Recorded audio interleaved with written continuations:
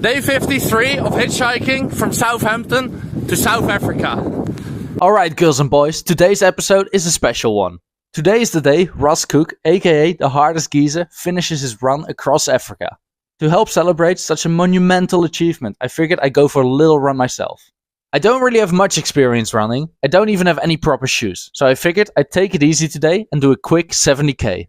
I had some nutritious breakfast, left my hotel and started with a little walk. Walking then quickly turned into running, and I decided to follow the straight road next to the airport for the first few kilometers. I then reached the police checkpoint, but they didn't seem too bothered about me being there, and I stomped right past them. I realized I was going way over the speed limit, so I slowed down a bit, took a break and applied some sunscreen.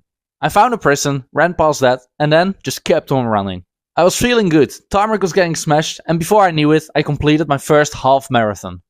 After 27 kilometers, I was back in town and I found a store where I bought myself some healthy snacks.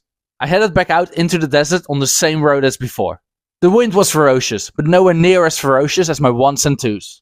I kept going till I hit the 40k mark, and this is where my body really started to struggle.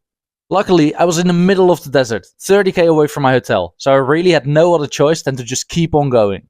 I ran a bit, but walked most of the next stint, and after another 10k, I made it back to the prison. My body was in bits, and I was starting to get dehydrated, when all of a sudden, I spotted a camper in the distance. I walked over and met a couple of lovely French people who gave me some water.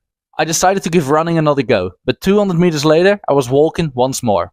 I saw the lighthouse in the distance, and realized that once I reached that, I'd only have another 8k to go. Now even walking was extremely painful at this point. Every step I took hurt, and I had to sit down multiple times, just so I wouldn't collapse. After a miserable couple of hours, I reached the lighthouse. I then kept on going as the sun slowly set over the horizon. I saw the city in the distance, but by the time I got there, it was already dark.